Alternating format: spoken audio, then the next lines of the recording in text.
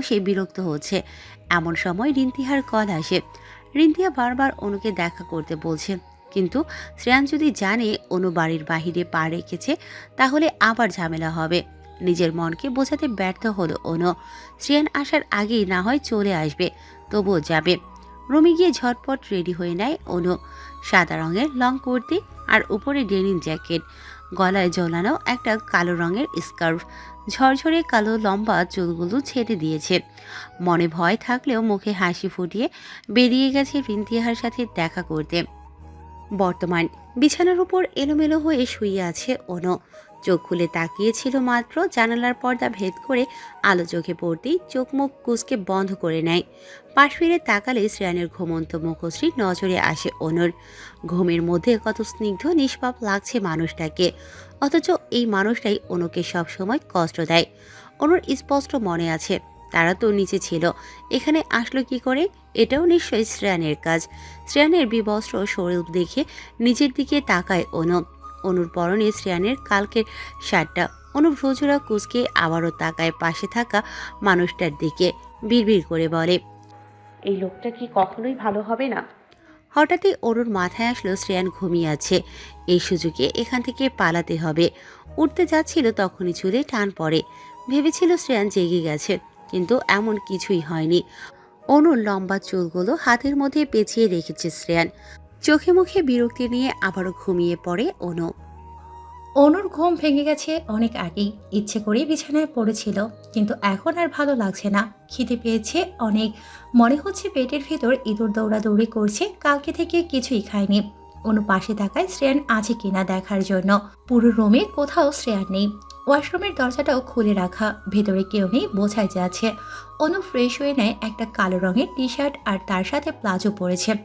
অনু এমনিতে এসব পরে না, তবে আজকে মনে হলো এটাই পরবে। পটাপট নিচে নেমে এসেছে, কিচেনে যাবে তখনই মেন দরজার দিকে চোখ যায়। পুরো বাড়িতে শ্রেয়ান কোথাও নেই, অনু চাইলেই যেতে পারবে এখন। এই ভেবে দরজা খোলার জন্য যায় প্রতিবারের মতো। এবারও ব্যর্থ হলো পালাতে। দরজাটা বাহির থেকে লক করা ছিল। অনু আর কিছু ভাবলো না, চলে যায় কিচেনের দিকে। ফ্রিজ খুলে কোনো খাবার রাখা আছে কিনা দেখলো, কোথাও কিছু নেই, নিজেকেই রান্না করতে হবে। এই মুহূর্তে মিনু আন্টিকে মিস করছে অনু। ফোন দিয়ে জানিয়েছিলেন তিনি শ্রেয়ানের আম্মুর সাথেই আছেন। এখন এখানে থাকলে অনুকে আর কষ্ট করে রান্না করতে হতো না। অনু রান্না করছিল, হঠাৎ মনে হলো কেউ তার পাশে এসে দাঁড়িয়েছে। পাশ ফিরে তাকালে শ্রেয়ানকে দেখতে পায়। কালো রঙের টি শার্ট পরা, লম্বা চুলগুলো এসে এলোমেলো হয়ে কপালে পড়েছে। নেশাভরা দৃষ্টিতে তাকিয়ে আছে অনুর দিকে। মিনিট কয়েক তাকিয়ে চোখটা আবার অন্যদিকে সরিয়ে নিয়েছে অনু। মানুষটা সুন্দর, এটা মানতেই হয় শ্রেয়ানকে। এভাবে দেখে আবারও ছোট্ট করে একটা ক্রাশ খেয়েছে অনু। অনু চুলার বসানো রান্নার দিকে মনোযোগ দিল। শ্রেয়ান অনুর কাছে গিয়ে দাঁড়ায়, নিজের দুহাতে জড়িয়ে ধরে অনুকে। শ্রেয়ানের ঠোঁট অনুর গলা স্পর্শ করতে কেঁপে উঠেছে অনু। শ্রেয়ানের থেকে নিজেকে ছাড়ানোর চেষ্টা করতেই গম্ভীর কণ্ঠে বলে শ্রেয়ান, তোমাকে মেরেছি আমি? বাচ্চাদের মতো চটপট করছো কেন? ভালো লাগছে না আমার। ভালো না লাগলেও আমাকে সহ্য করতে হবে। শ্রেয়ানের এভাবে হুটহাট কাছে আসাটা অনুর একেবারেই অপছন্দ। না কিছু বলতে পারে আর না সহ্য করতে পারে। কিছু বললেই বড়সড় ধমক খেতে হয় অনুকে। শ্রেয়ান গ্যাসটা অফ করতে অনু চিৎকার দিয়ে বলে উঠেছে, খিদে পেয়েছে আমার, খাবার বানাবো, সরুন। অনু শ্রেয়ানের মুখের দিকে তাকিয়ে কথাটা বলেছে মাত্র, সাথে সাথে শ্রেয়ান নিজের ঠোঁট জোড়া মিলিয়ে দিয়েছে অনুর গোলাপ রঙা ঠোঁটের সাথে। হঠাৎ এমন হওয়ায় কেঁপে উঠেছে অনু। খামচে ধরেছে শ্রেয়ানের হাত। কিছুক্ষণ পরে শ্রেয়ান অনুকে ছেড়ে দেয়। অনু জোরে জোরে শ্বাস টানছে, রেগে মেগে তাকিয়েছে শ্রেয়ানের দিকে। শ্রেয়ানের এসব কাজকর্মে অতিষ্ঠ অনু। কিছু বলবে তখনই শ্রেয়ান নিজের আঙুল দিয়ে অনুর ঠোঁট চেপে ধরে। অনুকে এভাবে রাগ করতে দেখে ঠোঁট কামড়ে হাসছে শ্রেয়ান। অনুর দিকে কিছুটা ঝুঁকে বলে, আদর দিলাম, পেট ভরেনি, আরও লাগবে? ভালো লাগছে না এসব আমার, ছাড়ুন তো। শ্রেয়ানের হঠাৎ এমন কাজে রাগ হলো অনুর। ধাক্কা দিয়ে নিজের থেকে সরাতে চাইল শ্রেয়ানকে। শ্রেয়ান ভ্রুজোড়া কুঁচকে তাকিয়েছে অনুর দিকে, আবারও ঠোঁট মিলিয়েছে অনুর ঠোঁটের সাথে। ঠোঁটে কামড় পড়তেই ব্যথায় চোখ বন্ধ করে নিয়েছে অনু। শ্রেয়ান তাকালো অনুর দিকে। অনুর ঠোঁট কেটে যাওয়ার অংশে নিজের আঙুল চেপে ধরে অনুর কানের কাছে গিয়ে বলছে শ্রেয়ান, তুমি চাও বা না চাও, তোমার শরীরের প্রতিটা ইঞ্চিতে আমার ঠোঁটের স্পর্শ থাকবে সুইট হার্ট। এবার থেকে অভ্যাস করে নাও, প্রতিদিন এমন হবে। অনু শ্রেয়ানের হাতটা এক ঝটকায় সরিয়ে দিয়েছে, রেগে মেগে বলছে তাকে। যেতে দিন আমাকে। সব সময় এত যাই যাই করো কেন? কোথায় যাবে তুমি? চলে যাব আপনাকে ছেড়ে। অনুর কথা শুনে শ্রেয়ান রেগে গেছে। ফর্সা চেহারায় মুহূর্তেই অন্ধকার নেমে এসেছে। পাশে থাকা কাচের গ্লাসটা ছুঁড়ে ফেলেছে মেঝেতে, সাথে সাথে ভেঙে টুকরো টুকরো হয়ে গেছে গ্লাসটা। অনু আটকে উঠেছে শ্রেয়ানের এমন রাগ দেখে। আবারও ভুল করলো। কেন বলেছে চলে যাবে? ভয়ে অনু চলে যাচ্ছিল। এখান থেকে না গেলে শ্রেয়ান সব রাগ অনুর উপরেই ঝাড়বে। হাতে টান পড়ে অনুর। শ্রেয়ান অনুকে টেনে নিজের কাছে নিয়ে আসে, আচমকাই কুলে তুলে নেয়। পড়ে যাবে ভেবে অনু শক্ত করে জড়িয়ে ধরে শ্রেয়ানের গলা। শ্রেয়ান ভ্রুকুচকে তাকিয়ে আছে অনুর দিকে। অনু কয়েক সেকেন্ড তাকিয়ে চোখ সরিয়ে নিয়েছে। চোখের দিকে তাকানোর সাহস পাচ্ছে না শ্রেয়ানের। অনুকে কোলে নিয়ে শ্রেয়ান তার বেডরুমের দিকে হাঁটা শুরু করে। শ্রেয়ান আর অনুকে যেতে দেখে শিরো কোথা থেকে বেরিয়ে এসে তাদের পিছু পিছু রুম পর্যন্ত এসেছে। শ্রেয়ান ভ্রুকুচকে শিরোর দিকে তাকাতে শিরো বেচারা বাধ্য দাসের ন্যায় রুম থেকে বেরিয়ে গেছে। হয়তো বুঝতে পেরেছে মালিকের তাকানোর মানে। সাদা ধবধবে বিছানায় শুয়ে আছে অনু। অনুকে নিজের বুকে আশ্রে পিছড়ে জড়িয়ে রেখেছে শ্রেয়ান। এত শক্ত করে জড়িয়ে ধরায় অনুর মনে হচ্ছে এখনই আলো ভর্তা হয়ে যাবে। শ্রেয়ানের শ্বাস পড়ছে অনুর বুকে। অনু বারবার কেঁপে উঠছে। শ্রেয়ান এখন শান্ত, কিছুক্ষণ আগের রাগটা কোথায় যেন চলে গেছে। অস্থির লাগছে খুব। অনুকে হারানোর ভয় পাচ্ছে শ্রেয়ান। এই মেয়েটা কেন বোঝে না শ্রেয়ান তাকে ভালোবাসে, নিজের কাছে চায় সব সময়। নিজের অজান্তেই শ্রেয়ানের ঘন চুলের ভাঁজে অনুর নিজের হাতটা রেখেছে। অনুর ছোঁয়া পেয়ে শ্রেয়ান আরও শক্ত করে জড়িয়ে ধরেছে অনুকে। বিড়বিড় করে বলছে, ছেড়ে যেও না অনু, মরে যাব আমি। তোমাকে ছাড়া নিঃশ্বাস নিতেও কষ্ট হয় আমার। অনু শুনতে পেয়েছে শ্রেয়ানের কথা। ভেতরটা কেমন করে উঠেছে সাথে সাথে। শ্রেয়ান কি তাহলে অনুকে ভালোবাসে? তাহলে নিজের মুখে বলেনি কেন কোনোদিন? ওভাবে ভয় দেখিয়ে বা বিয়েতে রাজি করালো কেন? মন থেকে অনুকে নিজের করে চাইলে কি সে ফিরিয়ে দিত? শ্রেয়ান যদি একবার নিজের মুখে ভালোবাসি কথাটা বলতো। কিন্তু শ্রেয়ান তো অনুকে কষ্ট দেয়। ভালোবাসলে কি কষ্ট দেয়া যায়? তবুও অনুর মনে প্রশ্ন জাগে, এই মানুষটা কি অনুর মতো করেই তাকে ভালোবাসে? জিজ্ঞেস করে দেখবে একবার। ভালোবাসেন আমাকে? প্রত্যুত্তর করল না শ্রেয়ান। অনুর কথা কানে আসতেই ছট করে উঠে বসে। গটগট করে হেঁটে বেরিয়ে যায় রুম থেকে। অনু তাকিয়ে আছে শ্রেয়ানের যাওয়ার দিকে। সে কি দেখতে এতটাই খারাপ? ভালোবাসা যায় না তাকে? কেন বারবার নিজের ব্যবহারে শ্রেয়ান অনুকে বোঝায় সে কোনোভাবেই অনুকে ভালোবাসে না, ভালোবাসতে পারে না। অনুর মনে গড়ে ওঠা ভালোবাসা নিমিষেই শেষ হয়ে গেছে। অনু আর ভাববে না এই মানুষটাকে নিয়ে। কিচেনে গিয়ে অনুর জন্য খাবার বানিয়ে নিয়ে এসেছে শ্রেয়ান। অনু তখন বলেছিল তার খিদে পেয়েছে। শ্রেয়ানের হুট করেই মনে পড়ে এটা, তাই কিছু না ভেবেই কিচেনে চলে এসেছিল তখন। হাতে খাবারের প্লেট নিয়ে রুমে ঢুকে শ্রেয়ান। শ্রেয়ানকে আসতে দেখে গায়ে জড়িয়ে রাখা ব্ল্যাঙ্কেটটা দিয়ে অনু নিজের মুখ পর্যন্ত ঢেকে নিয়েছে। শব্দ করে বেডসাইড টেবিলটাতে খাবারের প্লেট রেখে বেরিয়ে গেছে রুম থেকে। অনু মুখের ওপর থেকে ব্ল্যাঙ্কেট সরিয়ে দেখার চেষ্টা করে শ্রেয়ান কি রেখে গেছে। খাবার দেখেই অনুর খিদে দ্বিগুণ বেড়ে গেছে। প্রথমে ভেবেছিল খাবে না, এই পাষাণ মানুষের বানানো খাবার, কিন্তু লোভ সামলাতে পারল না অনু। খাবারের প্লেটটা হাতে নিয়েছে। দরজার আড়াল থেকে একজন দাঁড়িয়ে দেখছে সবটাই। অনুর কাজে হাসছে। অনুর মাথায় ভূত চেপেছে। বাংলাদেশ ফিরে যাবে। নিজের বাড়ির সবাইকে দেখতে ইচ্ছে করছে খুব। শ্রেয়ান অনুকে চায় না, তার এখানে থেকে লাভ কি? এই মানুষটার প্রতি অনুর অনেক রাগ, পাহাড় সমান অভিমান। অনু থাকবে না এখানে। আজকেই চলে যাবে নিজের চেনা দেশে, চেনা মানুষের কাছে। কিন্তু যাওয়ার আগে কি তার প্রিয় মামুনি আর মিনু আন্টিকে দেখে যাবে না অনু? রুমে অনু ছাড়া আর কেউ নেই। শ্রেয়ান হয়তো কাজ করছে এই সময়টাতে। স্টাডি রুমেই থাকে অনু।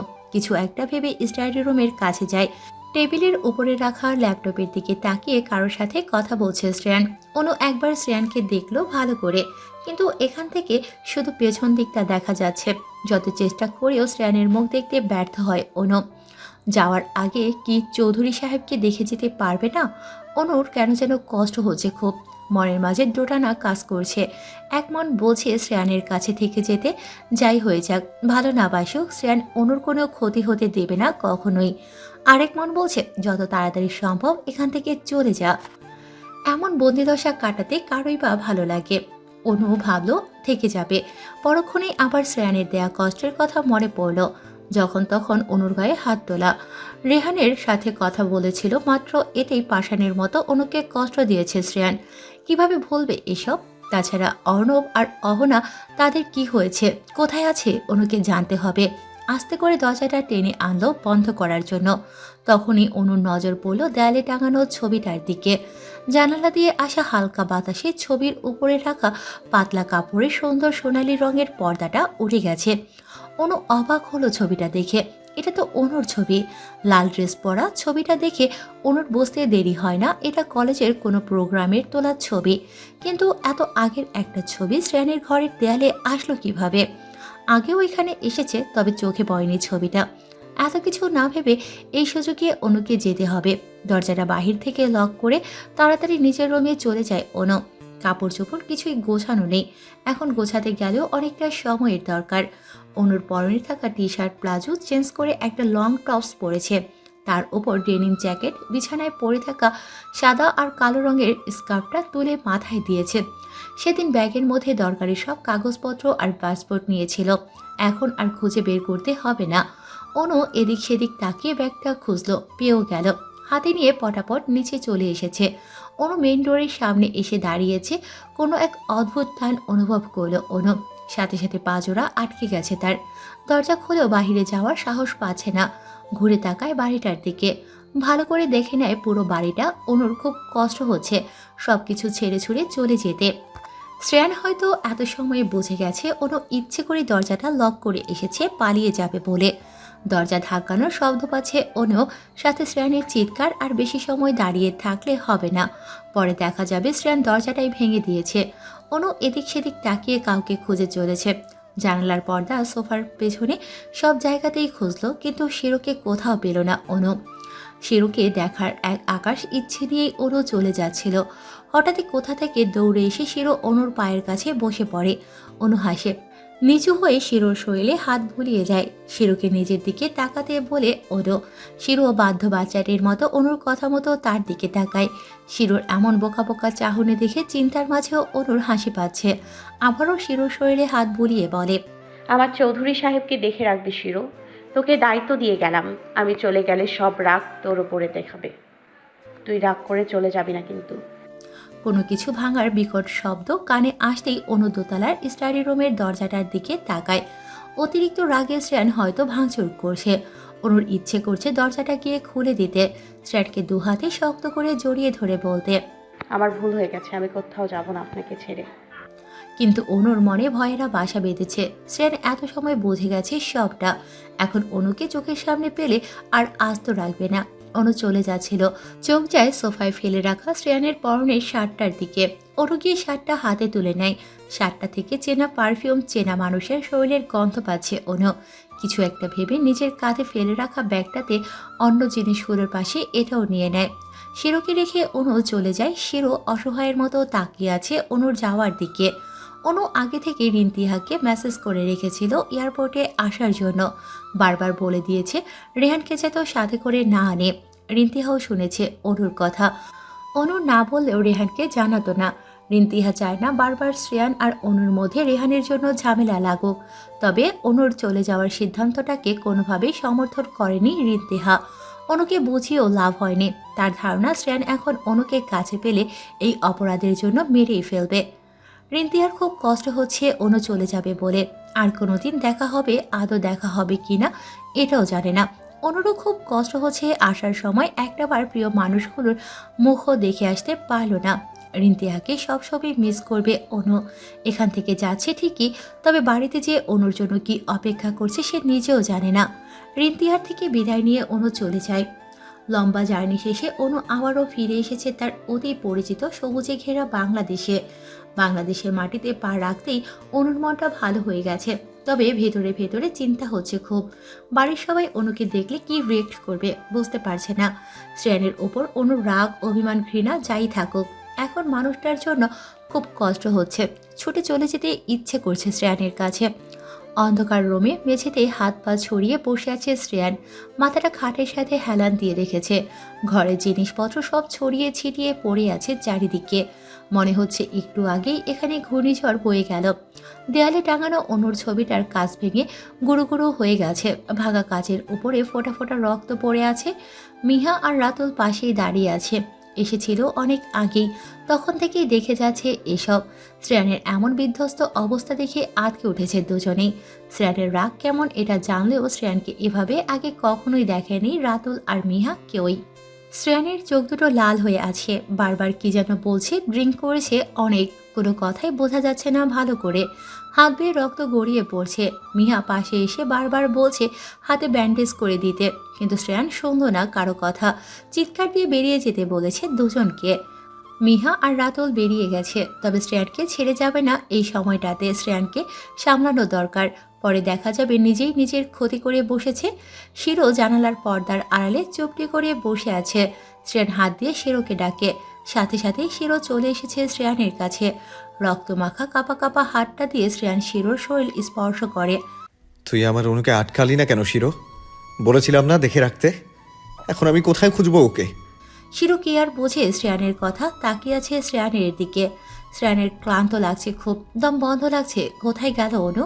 মেঝেতে পড়ে থাকা অনুর ছবিটার দিকে কিছু সময় তাকায়, নিজের মাথাটা খাটের সাথে এলিয়ে দেয়, বিড়বিড় করে বলে, তুমি জানো না, তোমার অজান্তেই তুমি আমার শ্বাসে, হৃদয়ে, অস্তিত্বে মিশে গেছো।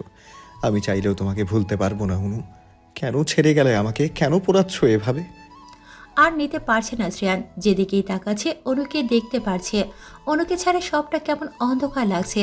উঠে গিয়ে বিছানায় দপ করে পড়ে যায়, চোখ বুজে নেয়। বাড়ির গেটের সামনে দাঁড়িয়ে আছে অনু। অনুদের বাড়িটা দেখতে ঠিক জমিদার বাড়ির মতোই। গ্রামের মধ্যে সব থেকে বড় বাড়ি মনে হয় অনুদেরই। কতদিন পর নিজের চেনা জায়গা, চেনা মানুষের কাছে ফিরল অনু, কিন্তু গেট পেরিয়ে বাড়িতে ঢোকার সাহস পাচ্ছে না। অনুর বাবা, চাচা আর বাড়ির বাকিরা কি রিয়েক্ট করবে তাকে দেখলে? অনু দ্বিধাদ্বন্দ্বে ভুগছে, ভেতরে যাবে কি যাবে না এই নিয়ে। অনেক সময় ভাবলো, অনুর মন বলছে ভিতরে গেলেই কোনো বড়সড় ঝামেলা হবে। এই ভেবে আবার ফিরে যাচ্ছিল।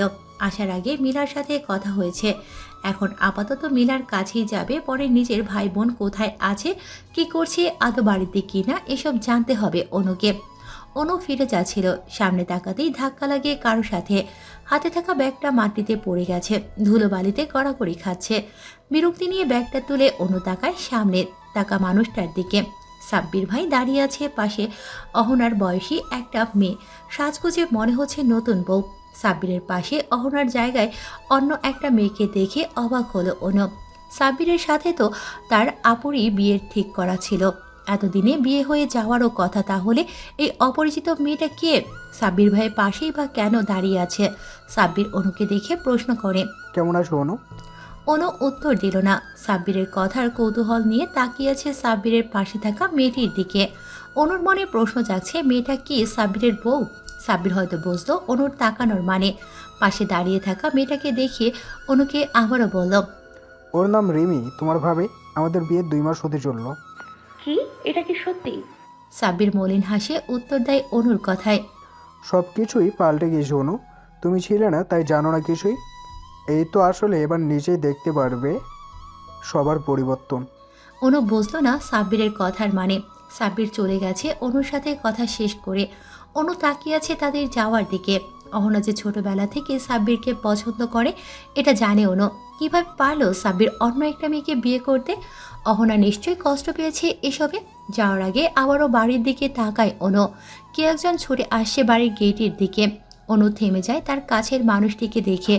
অহনা দৌড়ে এসে জড়িয়ে ধরে বোনকে। অহনাকে দেখা মাত্রই অনুর কান্না চলে এসেছে।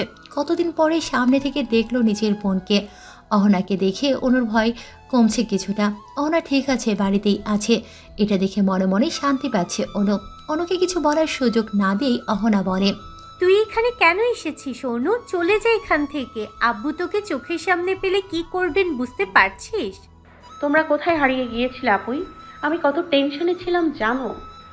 আমি বারবার তোমাদের ফোন দিয়ে গেছি, কিন্তু কাউকেই পাইনি। তোর সাথে কথা বলছিলাম, এটা আব্বু দেখে নিয়েছিলেন। তুই কোথায় আছিস জানতে চাইলে বলিনি কিছুই, এর জন্য ফোনটাও নিয়ে গেছেন। সব কথা পরে হবে, এখন এখান থেকে চলে যাও অনু। হ্যাঁ, আমি চলে যাচ্ছি। তুমি ঠিক আছো তো আপুই? ভাইয়া কোথায়? আমি ভাইয়ার সাথে দেখা করতে চাই।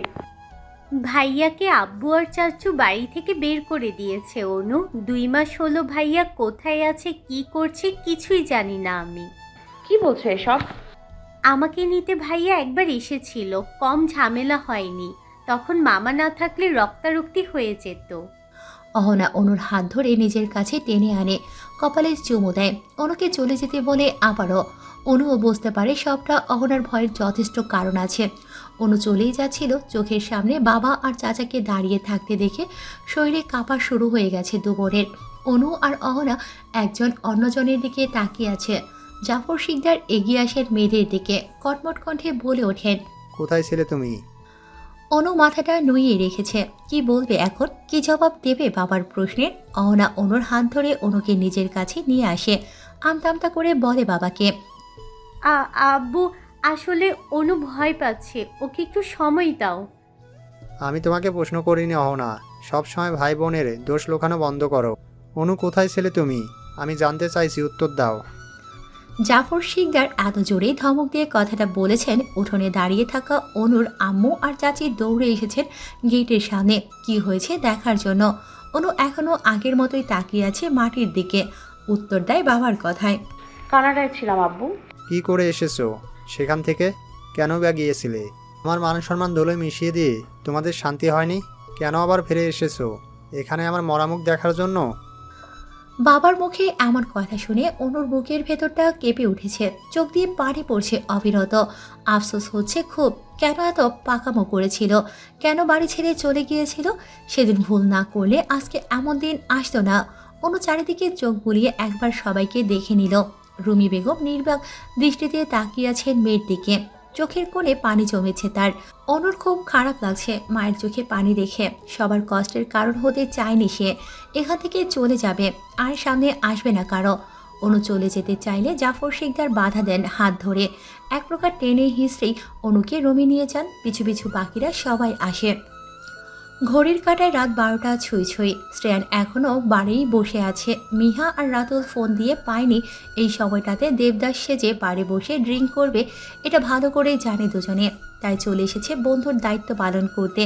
অনেক জোরাজোরি করেও শ্রেয়ানকে এখান থেকে এক পাও নড়াতে পারেনি তারা। বাধ্য হয়ে শ্রেয়ানের আম্মুকে ফোন দিয়েছে। সকাল থেকে এখন পর্যন্ত কি হয়েছে সব কথা শোনার পর সামিনা ইয়াসমিন চৌধুরীর চিন্তায় অজ্ঞান হয়ে যাওয়ার অবস্থা হয়েছে। সেদিনের মতো মনে হচ্ছিল আজকে আবার অসুস্থ হয়ে পড়বেন, কিন্তু ওনাকে এই অবস্থায় শক্ত থাকতে হবে, ছেলেকে বোঝাতে হবে। রাজেশ চৌধুরী নাক ডেকে ঘুমোচ্ছেন। এসব শুনলে যে লঙ্কা কাণ্ড বাঁধাবেন জানেন তিনি। এই মুহূর্তে কোনো ঝামেলা চান না নতুন করে, তাই কিছু না জানিয়ে চুপচাপ ড্রাইভারকে নিয়ে বেরিয়ে গেছেন মিহার দেয়া ঠিকানায়। ছেলেকে কোনো রকমে বুঝিয়ে সুজিয়ে বাড়িতে নিয়ে এসেছেন। শ্রেয়ান ছোট্ট বাচ্চাটির মতো মাকে জড়িয়ে ধরে রেখেছে, কষ্ট হচ্ছে খুব। শ্রেয়ানের ভালোবাসায় কি কোনো কমতি ছিল? অনু কেন বারবার এমন করে? কেন আবারও শ্রেয়ানকে ছেড়ে চলে গেল? শ্রেয়ান মাকে জড়িয়ে ধরে রেখেছে, বিড়বিড় করে বারবার বলছে, অনুকে এনে দাও আম্মু, আমি মরে যাচ্ছি ওকে ছাড়া। এই বাড়িতে থাকলে আমার দম বন্ধ লাগছে। ছেলের এমন বিধ্বস্ত অবস্থা দেখে বুকের ভেতরটা বারবার কেঁপে উঠছে সামিনা ইয়াসমিন চৌধুরীর। শ্রেয়ানকে কখনোই এভাবে দেখেননি তিনি। অনুর প্রতি শ্রেয়ান ঠিক কতটা দুর্বল এটাও বুঝতে পারছেন। মনে মনে ঠিক করেছেন বাংলাদেশে যাবেন, মুখোমুখি হবেন পুরনো মানুষদের। যেভাবেই হোক ছেলের বউ নিয়ে আসবেন সাথে করে। শ্রেয়ানের মাথায় হাত বুলিয়ে দিচ্ছেন ছোট্টবেলার মতো করে। কতদিন পর ছেলেকে কাছে পেয়েছেন তিনি। শ্রেয়ানও বাচ্চাদের মতো মায়ের কোলে মাথা রেখে ঘুমিয়ে পড়েছে। অনু বাড়িতে এসেছে 3 দিন হলো। ভেবেছিল এত বড় অপরাধের জন্য বাবা তাকে মেরেই ফেলবে, কিন্তু সবাইকে অবাক করে দিয়ে অনুকে কয়েকটা ধমক দেওয়া ছাড়া কিছুই বলেনি জাফর শিকদার। আসার পর থেকে রুমে বসে আছে অনু। অহনা ছাড়া বাকি কেউ একবারও অনুর রুমেও আসেনি। কিছু না বললে কি হবে, নিজের কাজেই সবার পর হয়েছে অনু বুঝতে পারছে এটা। বিছানায় পড়ে ছটফট করছে শুধুই, ঘুম আসছে না দু চোখের পাতায়, ভালো লাগছে না কিছুই, খালি মনে হচ্ছে কিছু একটা নেই। খুব অনুশোচনা হচ্ছে অনুর। মামুনি আর মিনু আন্টি অনুকে এত ভালোবাসা দিল, কিন্তু সব কিছু ছেড়ে ছুড়ে চলে আসলো, তাদেরকে একবার জানালো না পর্যন্ত। মেঝের দিকে তাকাতেই অনুর ছোট্ট বিড়াল ছানাটিকে দেখতে পায়। অনুর মনে পড়ে শিরুর কথা, মনে প্রশ্ন জাগে, আচ্ছা শিরুর রাগী মালিকটা কি করছে? অনুকে শাস্তি দেওয়ার কথা ভাবছে নিশ্চয়ই। অনু কি ওনার কাছে এতটাই গুরুত্বপূর্ণ? কানাডা থেকে এখানে চলে আসবেন অনুর জন্য? নিজের আকাশ পাতাল ভাবনায় নিজেই বিরক্ত অনু। কেন ভাবছে এসব? চলে এসে ভালোই করেছিস যে। অনুকে চায় না, তার কাছে সে কেন পড়ে থাকবে? অনুর হুট করে কিছু একটা মনে পড়ে। বিছানা থেকে উঠে গিয়ে সাথে নিয়ে আসা সেই ব্যাগটা বের করে। আসার সময় শ্রেয়ানের টি শার্টটা সাথে করে নিয়ে এসেছিল, এটাই খুঁজছিল অনু। টি শার্টটা হাতে নিয়ে নাকের সামনে ধরে চেনা পারফিউমের চেনা মানুষের শরীরের গন্ধ পাচ্ছে অনু। কেন এমন অদ্ভুত টান অনুভব করছে ওই মানুষটার প্রতি? অনুর তৃষ্ণার্ত চোখজোড়া বারবার ওই মানুষটাকে দেখতে চাইছে। কেন? হঠাৎ দরজা খোলার আওয়াজ কানে আসতেই অনু টি শার্টটা লুকিয়ে নেয়। অনুর আম্মু দাঁড়িয়ে আছেন দরজার সামনে, পাশেই অহনা। অনু মুখে হাসি টেনে মাকে ভেতরে আসতে বলে। অনু লক্ষ্য করলো তার মায়ের মুখের সেই মিষ্টি হাসিটা কোথায় যেন বিলীন হয়ে গেছে। মুখের মধ্যে কেমন গম্ভীর ভাব চলে এসেছে। অনুর আম্মু কথা বলছেন না দেখে অনু আবারও কিছু বলতে যাচ্ছিল, তার আগেই রুমি বেগমই বলে ওঠেন, দেখতে আসলাম তুমি আবার কোনো অঘটন ঘটালে কিনা। আম্মু, ওকে একটু শান্তি মতো বাঁচতে দাও। কেন বলছো এসব সবাই মিলে? চুপ থাক অহনা, এই মেয়ের কি লাজ লজ্জা আছে? নিজের স্বপ্ন পূরণ করবে বলে বোনের জীবন নষ্ট করেছে, ভাইটাকে বাড়ি ছাড়া করেছে। আমার তো ওকে দেখলেই মারতে ইচ্ছা করে। কোনো পাপ করে আমি ওকে পেটে ধরেছিলাম আল্লাহই জানে। অনুর চোখের কোণে পানি জমেছে। অনুর যে আম্মু তাকে হাতে তুলে ভাত পর্যন্ত খাইয়ে দিতেন, তার মুখ থেকে এমন কথা শুনতে হচ্ছে আজকে। সত্যি তো অনুর জন্য সবার ক্ষতি হয়েছে। এই রাগ দেখানোটা তো স্বাভাবিক, বেড়ে ফেলেনি এই অনেক। কিন্তু অনুর জন্য তার আপুয়ের জীবন নষ্ট হলো কিভাবে? কি হয়েছিল সেদিন? অনুর আম্মু কথা বলে রুম থেকে বেরিয়ে যেতে দেরি করেনি। অহনা চলে গিয়েছিল বোনের জন্য খাবার নিয়ে এসেছে। আবার সকাল থেকেই অনু কি ভেবে চলেছে কিছুই খায়নি। অহনা লক্ষ্য করেছে এটা। খাবারের প্লেটটা অনুর সামনে ধরে অহনা। আমি খাইয়ে দিচ্ছি, বিছানায় গিয়ে বস। নিজের মনের কৌতূহল দমাতে না পেরে অহনাকে প্রশ্ন করে অনু। আপুই, তোমার সাথে সাব্বির ভাইয়ার বিয়েটা ভাঙলো কি করে? কি এমন হলো যে চাচা চাচি সাব্বির ভাইয়াকে অন্য কারোর সাথে বিয়ে করালো? অহনা অনুর জন্য ভাত মাখছিল, হঠাৎ এমন কথা বলে উঠবে অনু এটা ভাবেনি অহনা। সাব্বিরের নামটা শুনে মাত্রই অহনার চোখে মুখে বিরক্তি চলে এসেছে। কষ্ট পাচ্ছে না এখন আর। অনু বুঝতে পারছে না কিছুই।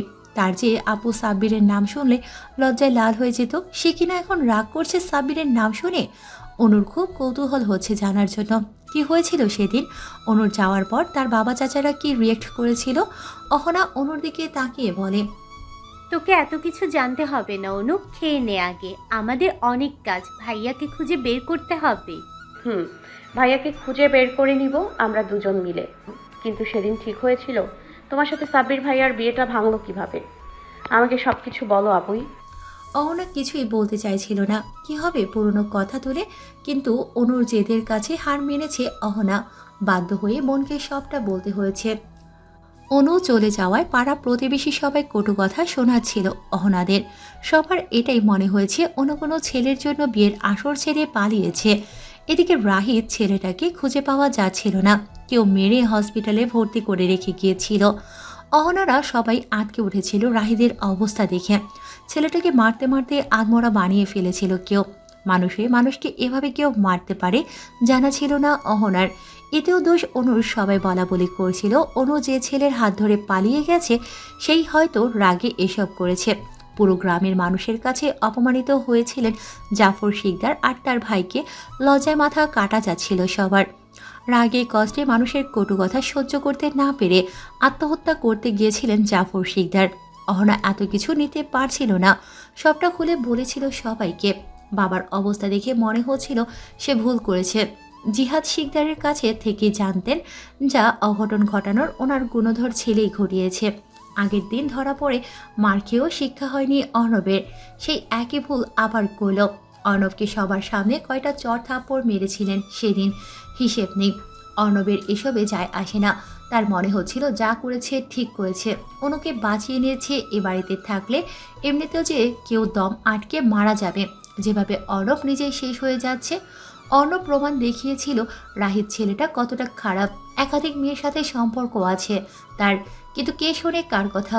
বরাবরের মতোই বাবা চাচা তার কথা বিশ্বাস করেননি। কারোর সাথে কোনো কথা না বলে সেদিন বাড়ি ছেড়েছিল অর্ণব। যাওয়ার আগে বলে গিয়েছিল অহনার সাথেও এমন কিছু করলে এখান থেকে নিয়ে যেতে 2 মিনিটও লাগবে না। বাড়ি ছেড়ে চলে গেলেও অহনার সাথে কথা হতো অর্ণবের চাকরি করছিল, ভালোই চলছিল, সবকিছু অনুকেও প্রতি মাসে টাকা পাঠাতো। কিন্তু জাফর শিকদার আর ওনার ভাইয়ের সহ্য হয়নি এসব। নিজেদের টাকার জোরে কোনোভাবে অর্ণবের চাকরিটা খেয়ে দিলেন। অহনা শুনেছিল বাবা চাচার সব কথা। সেদিন আবারও অর্ণব এসেছিল, ঝামেলা হয়েছিল তার বাবার সাথে। সাব্বিরের আম্মু আব্বু অহনার সাথে ঠিক হওয়া সাব্বিরের বিয়েটা ভেঙে দিয়েছিলেন অনু পালিয়েছে বলে। যে মেয়ের বোন এমন, সে মেয়েই বা কেমন হবে, এটাই তাদের কথা। চেনা মানুষদের চোখের সামনে বদলে যেতে দেখেছিল অহনা আর তার বাড়ির সবাই। এতেও অহনাকে কত কথা শুনিয়েছেন তার আম্মু আব্বু সহ বাকিরা। এত কিছু নিতে পারছিল না অহনা। অনুকে নিয়ে এত আজে বাজে কথা সহ্য করতে পারছিল না। অর্ণব এসে দেখে বোনকে নিজের সাথে নিয়ে যেতে চেয়েছিল। অহনাও এই নরক থেকে বেরিয়ে যেতে চাইছিল, কিন্তু পায়নি। উল্টো বাপ চাচার সাথে ভাইয়ের ঝগড়া দেখেছে। তারপর থেকে অর্ণব কোথায় আছে, কি করছে কিছুই জানে না অহনা বা বাড়ির অন্যরা।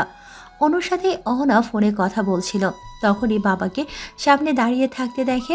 সাথে সাথে ফোনটা কেড়ে নিয়ে ভেঙে দিয়েছিল জাফর শিকদার। বলে দিয়েছিলেন সবাইকে অনুর নামটাও যেন কেউ মুখে না নেয়, নিজের বোনের মতো মেয়েকেও ভুলে যাবেন তিনি। সব কথা বলে অহনা থামে, চোখ দিয়ে আপনা আপনি পানি পড়ছে তার। অনু বোনকে জড়িয়ে ধরে কান্নায় করে ভাসাচ্ছে। এত কিছু হয়ে গেছে তার জন্য, আর সে কত আনন্দে ঘুরে বেরিয়েছে এতদিন। সব কিছুর জন্য অনুদায়ী, মরে যেতে ইচ্ছে করছে তার।